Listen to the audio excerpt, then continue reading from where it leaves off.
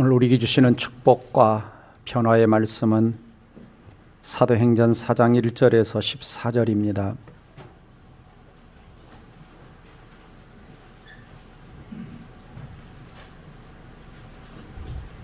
같이 읽겠습니다. 시작. 사도들이 백성에게 말할 때 제사장들과 성전 맡은 자와 사두개인들이 이르러 예수 안에 죽은 자의 부활이 있다고 백성을 가르치고 전함을 싫어하여 그들을 잡음의 날이 이미 저물었으므로 이튿날까지 가두었으나 말씀을 들은 사람 중에 믿는 자가 많으니 남자의 수가 약 5천이나 되었더라.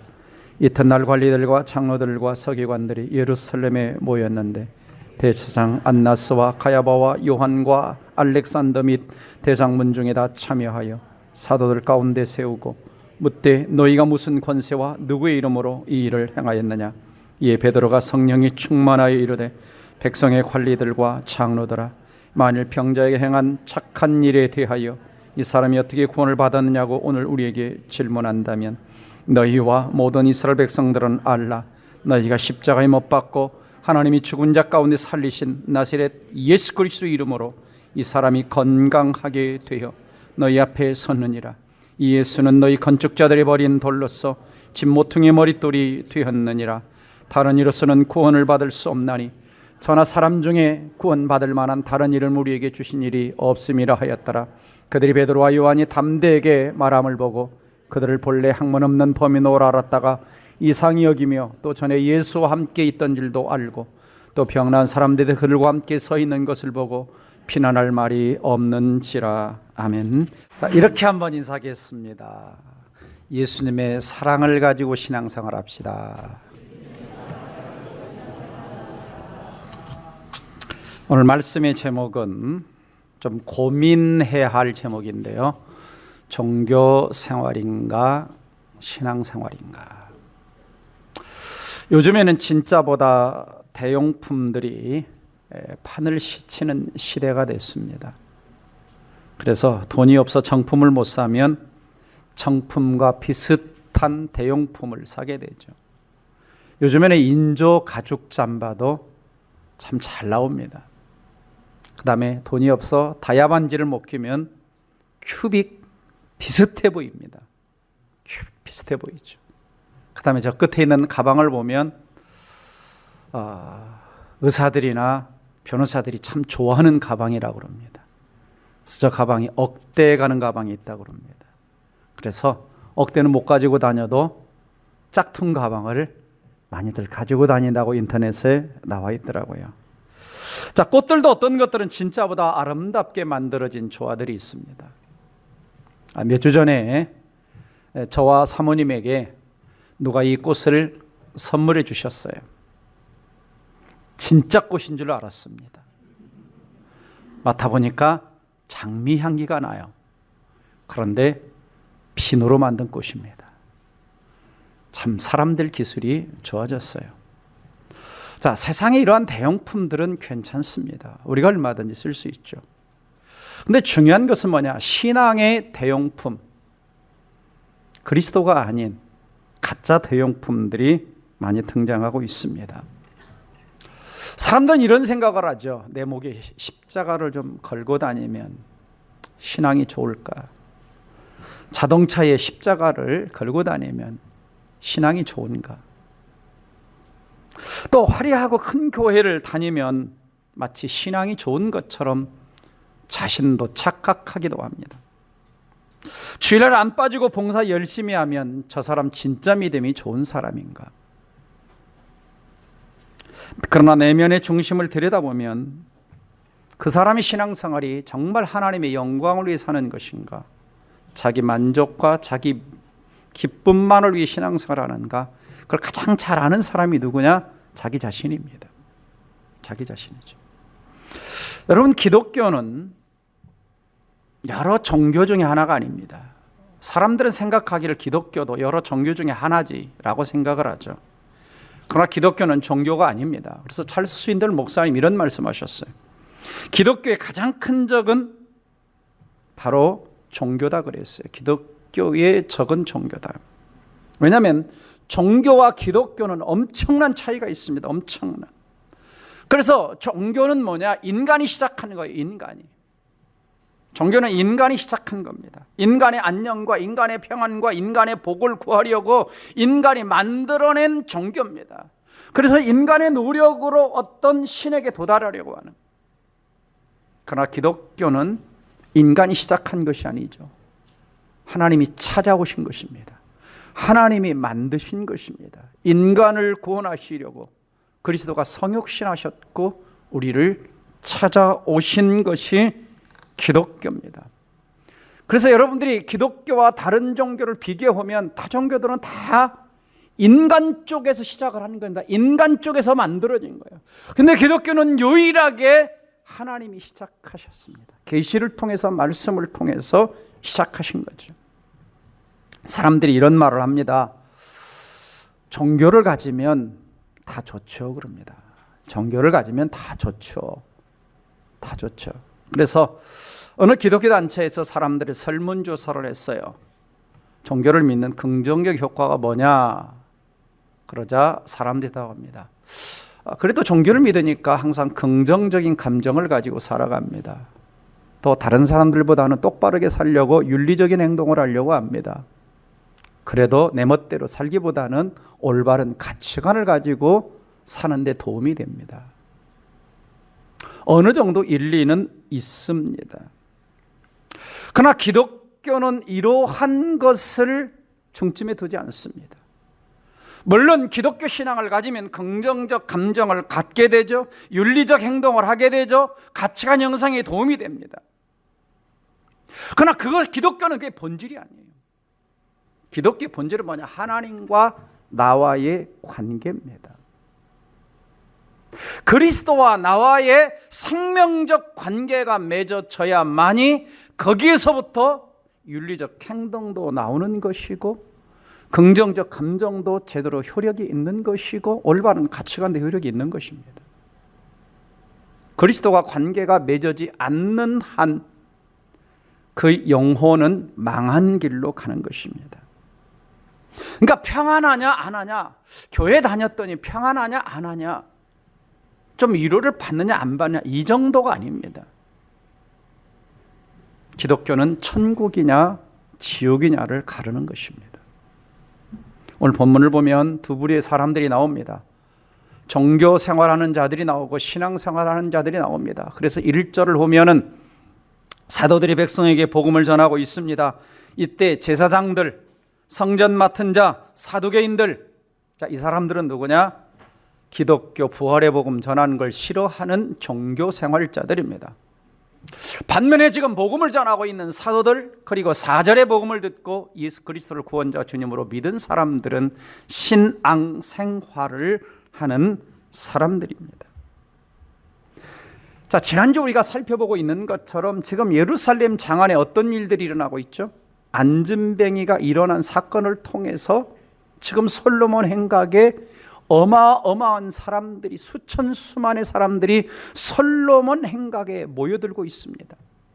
그리고 이미 2장에서 예루살렘 장안에는 3,000명이 넘는 사람들이 회개하고 예수 앞에 돌아와서 그 예수 믿는 기쁨과 감격이 예루살렘 장안에 지금 넘쳐나고 있어요.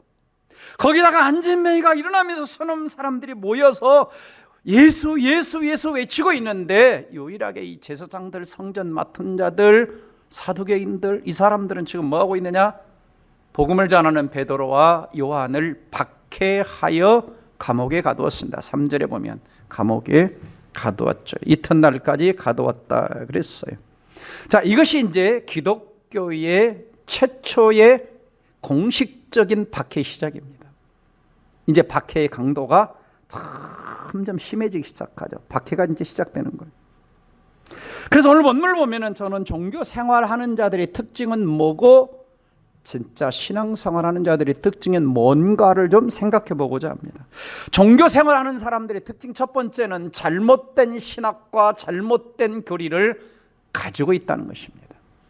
2절 말씀 보면 제사장들, 성전 맡은 자, 사두개인은 예수 안에 죽은 자의 부활이 있다고 백성을 가르치고 전하는 것을 싫어합니다.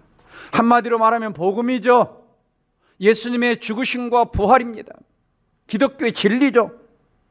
근데 이 부활의 복음 전하는 걸 싫어합니다. 누가요? 제사장들이. 제사장은 누굽니까? 하나님과 인간 사이의 속죄 역할을 감당하는. 또 누굽니까? 성전 맡은 자입니다. 레위 족속 중에서 성전의 질서를 유지하는 성전 경비대장 같은 책임자입니다. 사두개인들, 그들도 제사장 귀족입니다. 그들은 부활을 부인하는 사람들이죠. 부활을 부인하기 때문에 당연히 지금 예수님의 부활도 전하는 것을 싫어합니다. 그래서 이 사두개인들은 부활을 믿지 않으니까 내세도 안 믿고, 그 다음에 내세의 상급과 형벌도 안 믿고, 그러다 보니까 영적 세계조차 믿지 않는 겁니다. 한마디로 말하면 이 사람들은 어떤 사람이냐? 사두개인들은 정치적 유물론자들입니다. 정치적 유물론자. 그래서 그들은 자신의 미래를 건설하는 것은 자기 자유의 의지뿐이다. 자기 자유의 의지뿐이다. 이렇게 생각하는 사람들이에요. 그러니까 기독교의 부활을 싫어하니까, 예수님의 부활을 싫어하니까 베드로와 요한을 붙잡아 감옥에 가둔 거죠. 자, 이 사람들만 싫어했느냐? 자, 5절 가면 구체적으로 또 복음 전하는 걸 싫어한 무리들이 또 나옵니다. 5절을 보시면 이튿날 그럽니다. 이튿날 관리들 그럽니다. 관리들은 6장에 나오는 대제사장과 대제사장 문중의 사람들이 관리들입니다. 장로들입니다. 장로들, 원로 관료들. 그러니까 제사장들과 부유한 자들로 구성된 유대인 엘리트 집단이 장로들입니다. 서기관들입니다. 서기관. 네. 율법의 전문가들이죠. 이 서기관들은 내세를 믿습니다. 내세를 믿어요.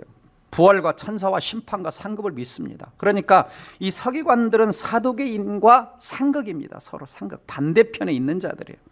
반대편에 있는 자들이에요. 네. 그 다음에 6절에 보시면은 누가 나오냐면 그 관리들 가운데 대제사장 안나스가 나옵니다. 이 안나스는 주후 18년부터 36년까지 이 로마로부터 이 대제사장을 사가지고 하고 있는 사람입니다. 사고 있는 사람. 그러니까 예수님 돌아가실 당시에 대제사장이 누구냐? 안나스였습니다. 가야바도 대제사장이었습니다. 주후 5년에서 16년까지 대제사장을 했던. 그런데 로마에 의해서 퇴출을 당했지만 아직도 유대인들은 이 가야바를, 왜? 안나스의 장인입니다. 안나스의 장인인데 이 가야바를 이렇게 아직도 유대인의 제사장처럼 여기고 있습니다. 자, 요한과 알렉산더는 정확하게 누구인지는 모릅니다. 어떤 사람은 요한도 요한안이라고 해가지고 대제사장의 무리 중에 하나였을 것이다, 이렇게 이야기를 합니다. 그 다음에 대제사장의 문중이 그러죠. 우리가 문중, 그 집안 사람들 다 지금 여기에 참여하고 있습니다. 자, 이 사람들이 한마디로 뭐 하는 사람들이냐? 산헤드린 공회 회원들이에요. 그러니까 유대인들의 최고의 사법기관 또는 입법기관, 정치집단, 최고의 의결기구라고 할 수가 있는 겁니다. 지금 이 사람들이 다 모여서 뭐 하고 있습니까? 와, 베드로 잘한다. 하나님 살아계심 잘 전파하고 있어. 진리를 입증하려고 모인 것이 아니라, 복음을 잘 전한다고 칭찬하려고 모인 것이 아니라 박해하려고, 진리를 못 전하게 하려고, 하나님의 살아계신 것을 증거되고 있는 그걸 지금 막으려고 모인 거예요. 서로 한때 으르렁거렸던 사람들이, 사두개인과 바리새인들이. 자, 누가복음 23장 12절을 보면은요, 예수님을 십자가에 못 박을 때도 헤롯과 빌라도가 전에는 뭐였다? 원수였다 그럽니다. 헤롯과 빌라도가 전에는 원수였지만 당일에는, 예수님이 십자가에 못 박는 날에는 서로 뭐가 돼요? 친구가 되니라. 지금 사도인과 바리새인도 똑같은 행동을 하고 있는 겁니다. 그러니까 영의 세계를 딱 들어가 보면요, 영의 세계 들어가 보면은 하나는 하나님의 세계, 그리고 하나는 어둠의 세계. 그래서 어둠의 세계는 기독교를 핍박할 때 하나가 되는 겁니다. 하나가 되는 거예요. 이제 뒤에 4장 끝에 가면 또 나옵니다. 세상의 군왕들과 모든 것들이 다 주 예수를 대적하는데 하나가 되는 게 뒤에 가면 또 나와요. 하나. 그러니까 지금 이 사람들은 보세요. 제사장, 대제사장들, 제사장들, 서기관들, 율법의 전통, 정통, 다 성경을 잘하는 사람들입니다. 성전에서 하나님을 섬기는 자들입니다. 가장 하나님을 잘 섬겨야 될 자들이 하나님의 도를, 그리스도의 도를 방해하고 있는. 자, 이걸 보면요, 기독교의 적은, 기독교를 대적하는 존재들은 교회 밖에만 있는 게 아닙니다. 교회 안에 있는 거예요. 종종 복음을 방해하는 게 교회 지도자일 때가 많습니다. 교회 복음을 방해하는 게 잘못된 신학을 가진 신학자들일 때가 많아요. 유럽이 그랬습니다. 자유주의 신학이 들어가서 기독교의 기적을 부인하고, 제가 아는 어떤 선교사님이 독일의 신학교를 가서 교수가 질문하더래요. 자, 여러분 가운데 동정녀 탄생과 예수님이 무리를 걸으신 그 기적을 믿는 사람 일어나 보세요.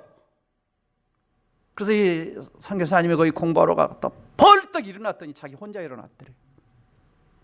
이게 유럽의 신학입니다. 신학자들이 잘못하고 있는 겁니다. 성경을 왜곡하고 있는 겁니다. 이러한 신학이 미국의 프린스턴 신학교로 들어갔죠. 이런 신학의 흐름이 해방 직후에 우리나라의 한국신학대학으로 들어온 겁니다. 그리고 그것에서 시작된 게 기독교 장로회가 시작된 거예요. 기독교라는 이름을 가지고 있습니다. 뭐 제가 천주교는 말하지 않겠습니다. 너무나 잘못된 교리들이 많기 때문에.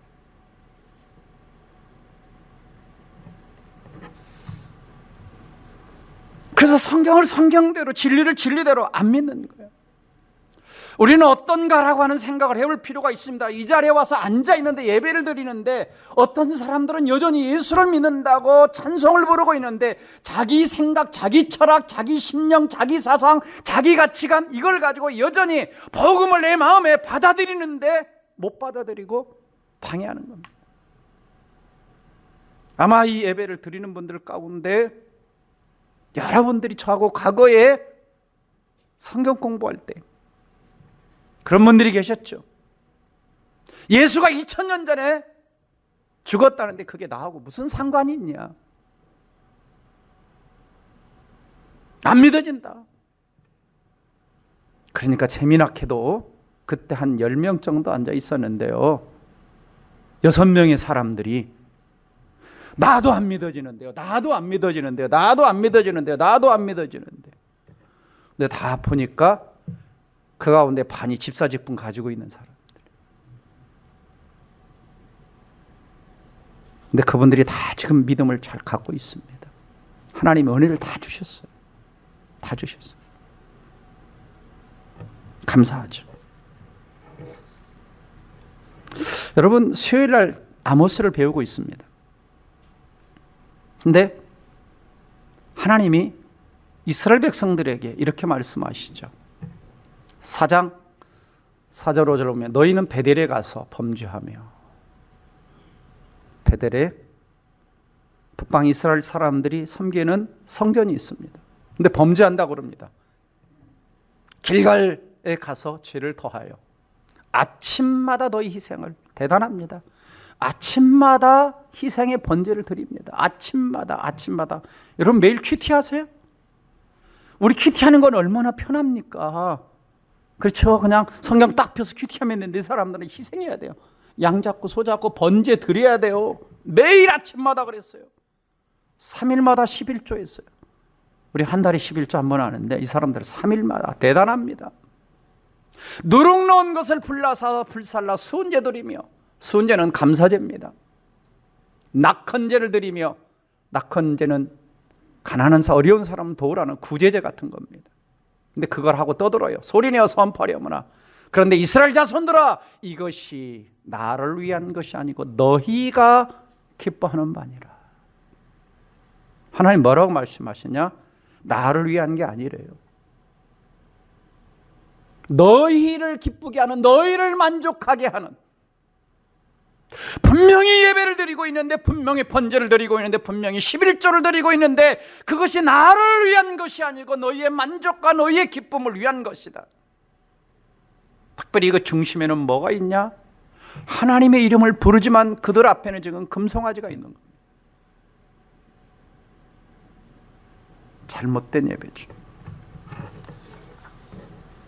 해밀턴은 이런 이야기를 했습니다. 제사는 윤리적 부패를 가리는 연막으로 사용되어져서는 안 된다. 내가 어떤 예배를 드린다고 내가 잘못한 거, 윤리적으로 잘못한 거, 도덕적으로 잘못한 거, 하나님 말씀을 안 지킨 거, 이것을 가리키는, 가리워지는 연막으로 사용돼서는 안 된다. 외적인 순종인 내적 거룩과 일치해야 된다라고. 그래서 우리는 성경의 하나님을 올바로 알아야 됩니다. 그래야 우리는 종교 생활이 아닌 신앙 생활을 할 수가 있어요. 두 번째는, 종교 생활은 자기중심적 특징이 있어요. 자기중심적. 자, 여러분, 왜 베드로와 요한을 가뒀어요? 왜 베드로와 요한을 가뒀어요? 단지 부활의 도를 전하는 것 때문에만 가뒀습니까? 아닙니다. 자, 지금 안진뱅이가 이루는 사건으로 4장 4절을 가보면은 믿은 남자만 몇 명이었다? 5,000명이었다 그랬어요. 여러분, 지금 베드로와 요한을 가뒀습니다. 근데 그 사이에 무슨 일이 일어나느냐? 수많은 사람들은 복음을 듣고 예수 그리스도를 구원자 주님으로 5,000명이 넘는 어마어마한 사람들이 예수를 믿고 있습니다. 그러다 보니까 수많은 사람들이 교회로 유대교를 떠나서 기독교로 가고 있습니다. 그래서 자기 지위와 자기의 기득권과 자기의 위치와 자기의 생존권이 위협을 받는다고 생각을 한 거죠. 여러분, 자, 이들이 영적 지도자 아닙니까? 그들이 하나님을 제대로 섬기고 구원받고 참 구원의 기쁨과 감격을 가지면 지도자로서 기쁨을 가지고 함께 즐거워야 되는데 그러지 못한 거죠. 7절에 보면 이렇게 또 신문합니다. 사도들을 가운데 세우고 지금 뺑 둘르고 있습니다. 그 사내들은의 그 엄청난 그 이스라엘의 그 종교 지도자들이 묻습니다. 너희가 무슨 권세와 누구의 이름으로 이 일을 행하였느냐? 이 너희가라는 말 속에는요, 문법적으로는 무슨 의미가 들어있냐면, 너희 같은 놈들이, 너희같이 하찮은 놈들이, 이런 뜻이 들어있어요. 너희 같들이 하찮은 놈들이, 권세도 없는 놈들이, 성전에서 가르칠 권세도 없는 놈들이 어디서 그 권세가 나서 누구의 이름으로 이 성전에 와가지고 너희들 이런 짓 하고 있어? 지금 이런 질문입니다. 정중한 질문이 아니에요. 아주 무시하는 질문입니다. 자, 여러분, 안진뱅이가 일어난 거 이 사람들이 한 겁니까? 이 사람들이 권세로 한 거면 아니에요. 하나님의 권세로 한 거, 예수 이름의 권세와 능력으로 한 것입니다. 그러면 그들은 뭐 해야 됐습니까? 영적인 눈을 떠서 알아봤어야 되는 거예요. 아, 하나님이 살아계셔서 일하고 계시구나. 하나님이 역사하고 계시구나. 이걸 알아봤어야 되고, 그 하나님 앞에 엎드려 경배하고 찬양하며 두려워 떨며 이런 말을 하면 안 되는데, 그들은 신문하고 있는 겁니다. 그들의 마음에는 하나님이 없는 거예요. 안중에 하나님이 없는 거예요. 지금 그 불쌍한 영혼이 40년 동안 그 고통받던 영혼이, 자유가 없던 영혼이 일어나서 걷고 뛰며 찬양하고 행복해하고 있는데, 기뻐하고 있는데, 즐거워하고 있는데 그 한 영혼에 대해서 아무런 관심이 없는 겁니다. 지도자들이. 자, 예수님 때도 이런 일이 있었어요. 마태복음 21장 23절을 보면, 예수께서 성전에 들어가 가르치실 때 대제사장들과 백성의 장로들이 나와 이르되 내가 무슨 권위로 이런 일을 하냐, 또 누가 이 권위를 주었느냐. 비슷하죠, 질문이. 근데 그때도 한패가 됐고 이때도 또 한패가 돼서 예수님에게 했던 행동 똑같이 지금 사도들에게 하고 있는 거예요. 왜? 지금 수많은 사람들이 예수님을 만나고 예수 행하신 일들 때문에 예수께로 해서 가니까 그들이 이득과 기득권, 생존권 위협받을까 봐 결국은 예수를 죽이지 않습니까? 지금 그 일을 지금 하는 거예요. 나중에 이제 죽이는 데까지, 예수 믿는 사람 죽이는 데까지 가냐. 사도행전 7장 8장 가면 이제 죽이는 데까지 가잖아요. 네, 가잖아요. 그러니까 지금 이 종교 지도자들은 하나님의 권세에 관심 있는 것이 아니라 땅의 권세에 관심이 있습니다. 땅의 권세, 땅의 수입. 땅의 인기, 땅의 모든 것. 그러니까 이런 말이에요. 이 말은 좀 이런 표현을 쓰면 죄송한데, 좀 이렇게 폭력을 쓰는 사람이나 어떤 이런 사람들이 자기 구역들 있잖아요. 구역들. 그러면 막 받으러 다니고 돈 받으러 다니고. 근데 그 구역을 침범하면 그 구역에 와서 막 장사하면 어디 여기 와서 막 발로 이런 거 보잖아요. 그런 거예요. 지금 여기 내 구역인데, 내 수입 얻는 구역인데, 내 권위가 행사되는 구역인데 너희들 왜 내 구역 침범해? 지금 기득권 싸움으로.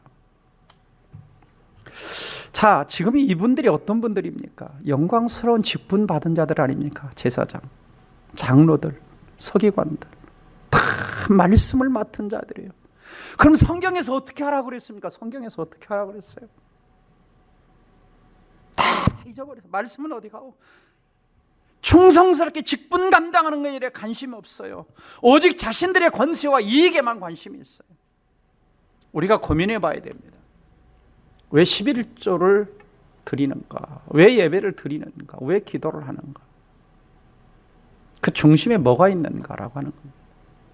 과연 내가 하나님 나라를 위해서 예물을 드리고 하나님의 영광을 위해 찬송을 하고 한 영혼을 안타까워하며 그 영혼을 품고 기도하는가? 아니면 그 모든 것 속에 나밖에 없는가?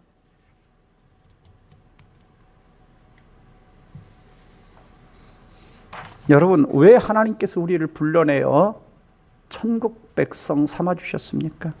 베드로 사도가 이렇게 말하죠. 너희를 왕같은 제사장, 거룩한 백성 삼은 것은 어두운 데서 불러내어 하나님의 아름다운 덕을 선전하기 위해서다. 요즘 아모스서를 살펴보면서 우리가 배우는 게 뭡니까? 이스라엘 백성들이 정체성을 잃어버린 겁니다.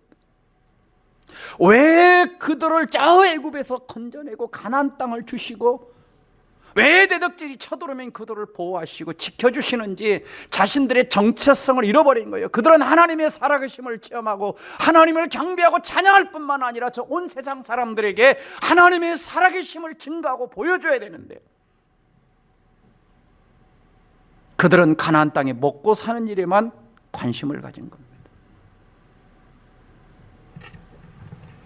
여러분, 하나님 백성들이 정체성을 잃어버리면 이 문 밖을 나가는 순간 하나님이 작아지기 시작합니다. 하나님이 잘 안 보이기 시작해요. 그리고 세상이 커지기 시작합니다. 그러면 내 신앙은 점점 신앙생활이 아닌, 세상에 나가 신앙생활이 아닌 종교생활로 전락해 가는 겁니다. 원래 저나 여러분이나 하나님 백성들은 내 것이라고 하는 것은 없는, 모든 것의 주인이 누구다? 하나님이시다. 인정하십니까?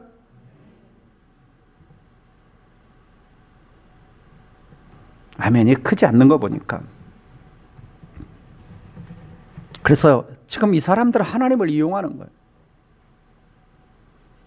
여러분, 신앙생활은 하나님을 이용하는 게 아닙니다. 하나님을 경배하는 거, 하나님을 찬양하는 거, 하나님을 예배하는 거예요. 하나님을 높이는 겁니다. 그러면 복은 따라오는 겁니다. 축복은 따라오는 거예요. 건강은 따라오는 거, 하나님이 주셔야 되는 겁니다. 우리 하나님이요, 우리의 물질 축복에 관심이 없는 게 아니라니까요. 건강에 관심이 없는 게 아니라니까요. 행복한 가정생활에 관심이 없는 게 아니라니까요. 근데 이것은 뭐냐? 구원에 따른 부산물입니다. 우리의 결혼이, 우리의 가정이, 우리의 물질이, 우리의 자녀가, 우리의 어떤 축복이, 내가 가진 어떤 것이 하나님을 가려버린다면, 하나님이 안 보이게 한다면 그때부터 그 신앙은 신앙이 아니라 종교생활로 가는 겁니다. 세 번째는 종교생활하는 자들은 복음을 깨닫지 못한 겁니다. 그래서 깊이 들어가 보면요, 누가 방해하고 있냐? 사탄이 방해하고 있는 거예요. 자, 고린도서 4장 3절 4절 읽습니다. 시작. 만일 우리의 복음이 가리어서 망하는 자들이 가리어진 그 중에 이 세상의 신이 믿지 아니한 자들의 마음을 혼미하게 하여 그리스도의 영광의 복음의 왕좌에 비치지 못하게 그리스도 하나님의 형상이니라. 이 세상 신이 복음을 가리고 있습니다. 복음을 깨닫지 못하게 하고 있어요. 왜냐? 지금 이 대제사장들과 서기가 이 사람들도 복음을 들었겠죠. 십자가 사건 다 생생히, 부활의 사건 생생히 알아요. 지금 그들 곁에 누가 있어요? 지금 예수 이름으로 하나님의 능력으로 지금 일어나서 걷고 뛰고 있는 증인도 그들 곁에 있어요. 근데 안 믿는 겁니다. 왜? 영적으로 눈이 멀어서. 누가 멀게 한 거예요? 저 말씀 보면 배후에 사탄이 있는 거예요. 사탄이. 그래서 십자가 부활 이거 인정하고 싶지 않은 겁니다. 그러니까 복음을 깨닫지 못하면요, 예배당에 와서 앉아 있어도 신앙생활이 시작되지 않습니다. 종교생활입니다. 복음의 감격이 없어요. 예배의 기쁨이 없습니다. 이걸 벗어나야 돼요. 사도행전 강해를 들으면서, 이 말씀을 들으면서 혹시 그런 분이라 한 분이라도 계시자면 벗어나야 됩니다. 탈출해야 돼요. 목숨 걸고 해야 됩니다. 왜? 생명에 걸린 문제입니다. 단지 편안함이냐 아니냐의 문제가 아니에요. 생명의 문제입니다.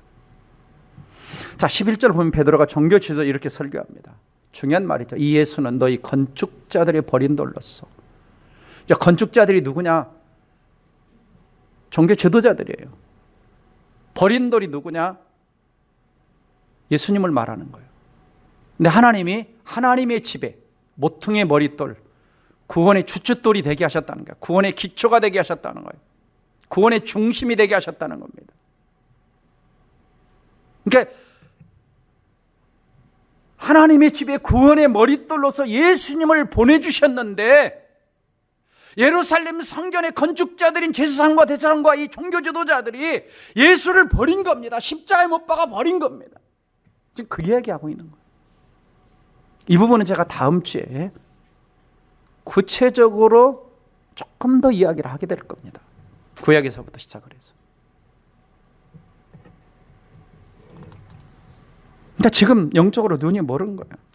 여러분, 지난주 베드로가 복음이 뭔가 얘기했잖아요. 창세전부터 약속되신 예수님, 구약의 선자들이 예언하신 예수님, 때가 참에 동년토기에 성유신하신, 십자가를 지고 다 이뤘다고 돌아가신 예수님, 다시 그다음 부활하신 예수님, 승천하신 예수님, 재림하신 예수님, 이게 복음이잖아요. 그 복음을 베드로가 3장에서 이야기하잖아요. 그래서 수많은 사람들은 5천이나 되는 사람들이 예수를 믿고 영접하고 지금 그들 곁에서 수많은 군중들이 지금 회의하는 상 밖에, 문 밖에서 지금 기뻐 뛰며 주님을 찬양하고 있는데 그들은 반응을 보이지 않고 있는 거죠. 왜요? 영적으로 눈이 어두워서, 자기들의 욕심 때문에, 이기주의 때문에. 그래서 그들 곁에 누가 있었다 그랬죠? 증인이 있잖아요. 복음의 능력. 사도행전 그 4장 9절 10절 14절에 병 나은 사람들이 그들과 함께 있는 것을 보고, 14절 보시면 병 나은 사람이 그들과 함께 서 있는 것을 보고 비난할 말이 없느니라. 지금 그들 곁에 예수 이름과 하나님의 능력으로 병 나은 사람이 옆에 증인으로 와서 있는데도 부활을 부인하고 있어요. 받아들이지 않고 있어요. 이게 사탄의 역사죠. 그래서 어떤 사람들은 그렇게 전도해도 안 믿어지는 겁니다. 그래서 전도는 영적으로 접근하는 것이죠. 영적으로.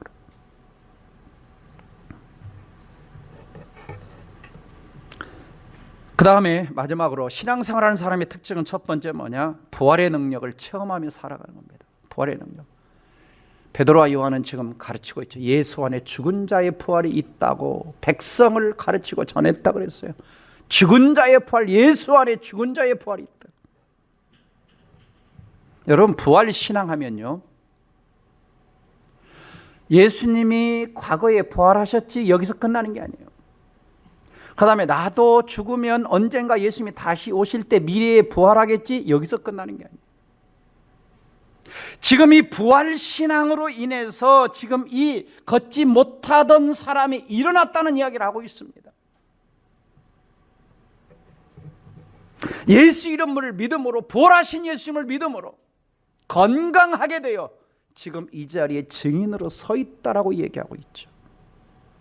그러니까 여러분, 부활 사건, 십자가 부활 사건은요, 과거 2000년 전의 사건이 아니야. 부활 사건은 내가 죽어서 천국에서 주님이 다시 오실 때 그때 부활하는 것이 아니라 오늘 내가 체험하는 겁니다.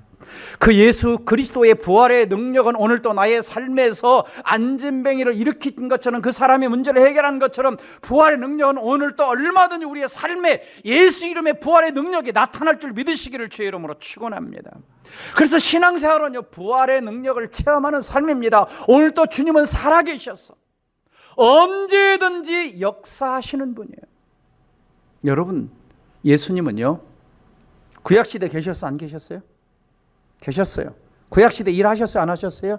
일하셨어요. 창조 때 일하셨어요? 안 하셨어요? 일하셨어요. 창세전에부터 일하셨어요. 이 땅에 일하셨어요? 안 하셨어요? 일하셨어요. 십자가 죽으실 때 일하셨어요? 안 하셨어요? 일하셨어요. 부활하실 때 일하셨어요? 안 하셨어요? 일하셨어요. 하나라 승천하 일하고 계십니까? 안 하고 계십니까? 지금도 일하고 계셔요. 그러니까 예수는 단지 이 땅에 오셔서만 일하신 것이 아니라 오시기 전에도 일하고 계셨고, 창세전에도 일하고 계시고, 십자가를 지고 죽으실 때도 우리의 구원을 위하여 일하신 것이고, 부활하실 때도 우리의 의로움을 일하신 것이고, 하늘나라 보좌 우편에서도 지금도 우리를 위해 중보하고 계시며 우리의 대언자가 되셔서 지금도 일하고 계시고, 하늘과 땅의 권세를 가지고 세상 끝날까지 우리와 함께 하시면서 부활의 능력을 우리에게 역사하고 계신단 말이죠. 아멘. 우린 죽은 예수를 믿는 게 아닙니다. 부활하신 예수, 오늘 또 일하시는 예수, 오늘 또 역사하시는 예수.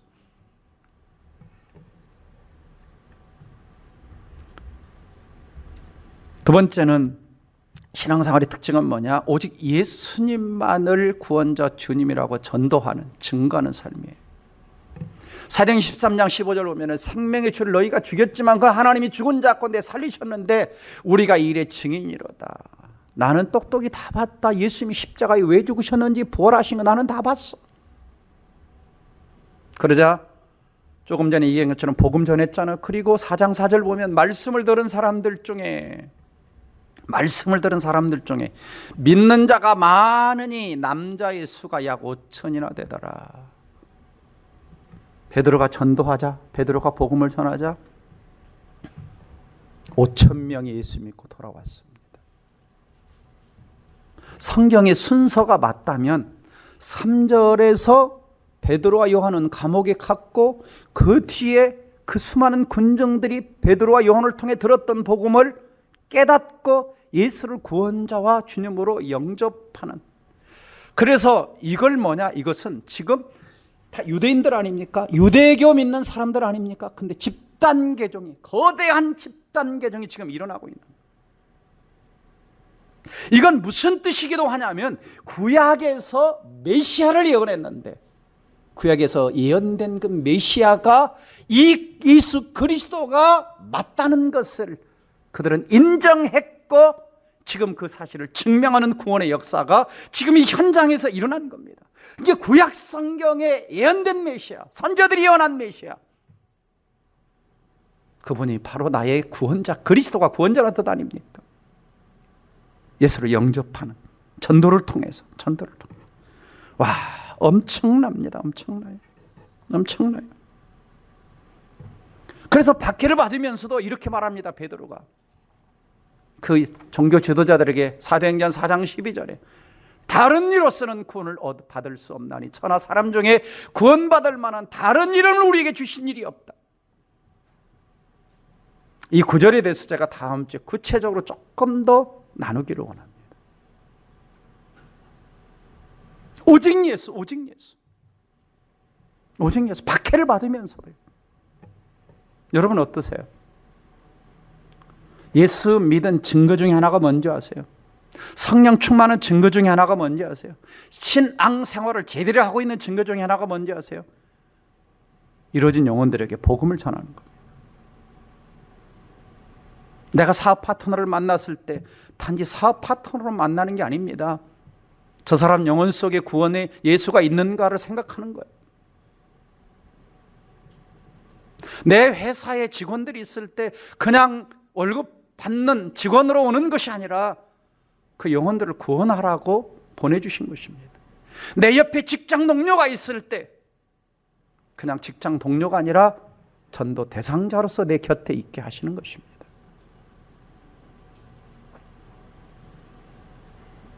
제가 신방을 하는데 죄송합니다만 신방을 하는데 성도님이 그러시더라고. 집사님께서 군 생활을 오랫동안 하셨는데 전도 목표를 10만 명 삼으셨대. 10만 명. 근데 제대할 때까지 한 3만 명 정도 장병들에게 복음을 전한 것 같아요. 10만 명까지는 못 가고. 아무도 안 놀래시네. 와, 해야 되는데. 엄청난 일 아닙니까, 여러분? 어마어마한 일입니다. 어마어마한 일이에요. 저는 과거에 어린이 전도를 많이 다녔는데 이건 세발의 피예요. 세발의 피. 저는 다 예수 영접한 아이들의 이름을 적어놨었어. 신앙생활은 뭐냐? 증인되는 거예요. 전도하는 것입니다. 여러분 지금까지 예수 믿고 몇 명 전도해 보셨습니까? 난 한 명도 전도해 본 적이 없다. 그 사람은 내가 신앙생활을 하고 있는 게 아닐 수 있어요. 종교인에 머물수록. 왜? 예수의 감격, 복음의 감격, 십자가의 감격, 하나님의 은혜에 대한 감격이 없으니까. 입이 안 열리는 겁니다. 근데 진짜 성령이 내 안에 역사하시고 복음이 역사하면 하나님이 살아계시는데 입을 안 열 수가 없어요. 내가 지옥에 안 가고 저 천국 가게 되는데 입을 안 열 수가 없어요.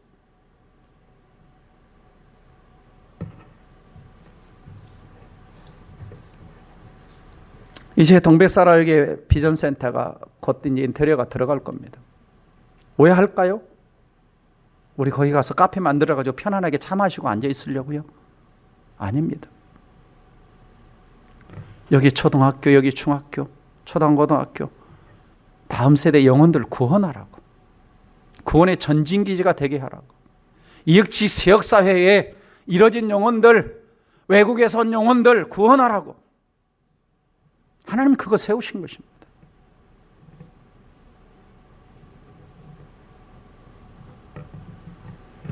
마지막으로 신앙생활의 특징은요, 지속적으로 성령 충만한 삶을 사는 것입니다. 박해하잖아. 왜 이런 권세로 했어? 그러니까 베드로가 성령이 충만하여 그럽니다. 백성의 관리들과 장로들아, 와 얼마나 담대합니까? 예수님이 십자가 그냥 붙잡혀 가실 때만 해도 그냥 나 몰라 하고 그냥 오리발 내밀던 사람이 지금 붙잡혀서 쇠사슬을 맺는지는 모르겠지만은 성령이 충만해가지고 눈을 부릅뜨고 그 유대인 나라의 최고의 지도자들에게, 정치적 사법권을 가진 이 지도자들에게 외치고 있습니다. 그 용기가 어디서 나와요? 성령 충만해서 나온 겁니다. 성령 충만하면 어떤 황홀경에 빠지는 것이 아닙니다. 성령 충만하면 영적인 담대함이 생기는 거예요. 성령 충만하면 그 안에서 복음을 전하고 싶은 겁니다. 성령 충만하면 영혼이 보이기 시작한 거예요. 성령 충만하면 하나님 나라가 내 마음에 들어오기 시작하는 것입니다. 그리고 그들이 지위가 보이는 것이 아니라 그 영혼들이 보이는 거예요. 그래서 베드로가 또 그들 앞에 다른 이로서는 구원을 받을 수 없나니 자나 인간에게 다른 구원받을 만한 이름을 예수 이름에 주신 일이 없으니까 너희들도 예수 믿어야 산다. 그 이야기를 지금 하고 있는 겁니다. 이게 성령 충만 받은 자의 특징입니다. 그러니까 초대교회가 성령 충만이 맞아 120명에서 3,000명으로 3,000명에서 5,000명으로. 여러분 초대교회 어떻게 해서 3,000명 5,000명이 됐어요? 어떻게 해서? 집집마다 가서 축호전도 해가지고요? 아닙니다. 성령 충만한 한 사람 베드로가 외치니까 3,000명이 회심하고 안진뱅이 한 사람 일어난 사건을 통해서 모이니까 성령 충만한 베드로가 외치니까 또 5,000명이 예수 영접합니다. 나중에 이제 이 복음을 들었던 제사장 무리들이요, 이제 나중에 뒤에 쭉 가서 보면은 허다한 제사장의 무리가 그들도 고민하다가 예수 앞으로 돌아옵니다. 이게 성령의 능력이에요. 성령의 능력. 아직 초대교회에 조직도 없었고요, 당회도 없었고요, 재직회도 없었지만 성령이 충만하니까 교회가 성장하기 시작합니다. 저는 사도행전 강해를 하고 말씀 듣는 동안 성령의 바람이 우리 동백사랑의 공동체 강력하게 불어오기를 바랍니다. 여러분의 가정에 성령의 바람이 불어오기를 바랍니다. 여러분의 일터와 사업장에 성령의 바람이 불어오기를 바랍니다. 성령의 바람이 불면요, 사람의 힘과 방법으로 안 되는 것이 되기 시작합니다. 바뀌지 않는 영혼이 바뀌는 역사가 일어납니다. 깨어졌던 관계가 회복되는 역사가 일어납니다. 성령의 바람이 불면 침체된 신앙이 회복되기 시작합니다. 사업장의 축복의 바람이 일어나기 시작합니다. 겉으로 돌던 자녀들의 삶에 꿈을 잃고 자녀 살아가던 방황하는 자녀들의 삶이 방향이 잡히기 시작하는 거예요. 아이들도 성령 받아야 바른 길을 가는 겁니다. 저는 이번 성경학교에서 이번 수련회 성령의 바람이 불기를 주의 이름으로 축원합니다. 여러분 기도해 주세요. 이번 토요일부터 있은 유초동부에 성령의 강력한 바람이 불어와서 그들이 심령이 바뀌도록, 가치관이 바뀌도록, 영의 눈이 열리도록, 그래야 이 아이들을 우리가 살려내는 겁니다. 살려내는 거예요. 말씀드렸잖아요. 도덕과 윤리가 사람을 변화시키고, 왜? 죄성이 있어서 안 됩니다. 그래서요, 영적으로 변화되지 않고 지식 많이 쌓잖아요. 도둑들 가운데 못 배운 사람은 적게 도둑질하지만 많이 배운 사람은 지식적으로 많이 도둑질을 합니다.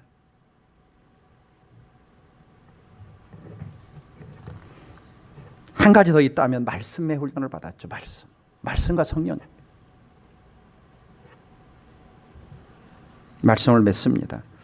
카이 아이들머니 나도 팬이라고 하는, 팬인가 제자인가 라는 책을 썼어요.